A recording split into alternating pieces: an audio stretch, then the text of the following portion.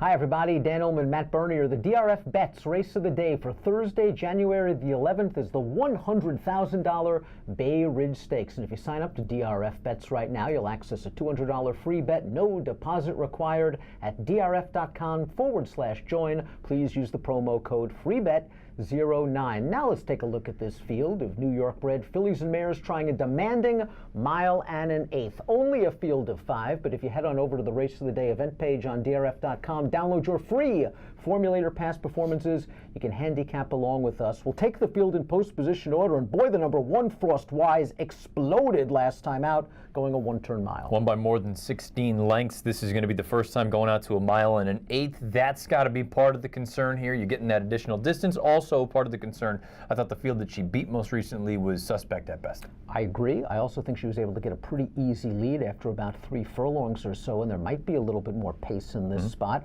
As you mentioned, stretching out to a mile and an eighth. This will be her first time around 2 turns. She's 8-5 on the morning line. So, you know, I remember Harvey would always say, Harvey Pack would say, I'd never take a short price on a horse trying something for the first time. Here's Frost Wise trying a mile and an eighth for the first time. But Michael Dilger has very good numbers with these kind of horses. Past 5 years, older, last out, 36% to 258 ROI.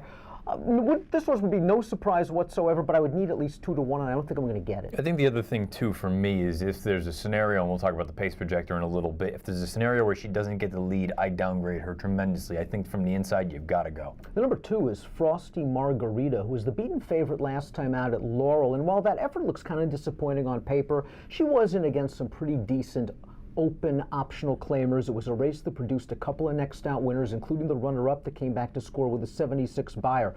I think you're going to agree with my assessment of Frosty Margarita in that she really hasn't got much better than she was a 2-year-old or a 3-year-old, and I've always worried about extra distance for her. Yeah, you just overall look at the body of work. It seems like she hasn't taken any sort of real step forward. Her most recent victory came on turf. Her most recent dirt win, January of 2016. It's been a long, long time between drinks. I can't imagine a scenario where this is the day that it changes. Super Allison won the New York Oaks at a mile and a 16th at Finger Lakes in 2016. The recent form, not much to write home about, but she's now under the tutelage of George Weaver, a very good trainer. The 3rd place finisher of the most recent race came back to win an open allowance at Parks with a 67 buyer. I'm just not sure where she is from a form standpoint. If you like her, you're going to really need to hope that Weaver turns her around, because her most recent races, I mean, calling a spade, they're just not good. She's beaten by over 8 lengths in almost all of them. Maybe this is the instance where it's a short field, and maybe you can take advantage of a little bit of tactical speed, which doesn't have to come from too far out of it, but I have a hard time recommending it. We mentioned that Frost Wise is probably at her best when she's on the lead, and the Timeform U.S. Pace Projector says that might be a tall order, considering that Stretch Out Sprinter, the number 4, Frosty Ann, has recently shown sprint speed. While I don't necessarily agree with the Timeform U.S. Pace Projector, I do think that Frosty Ann's going to be up close.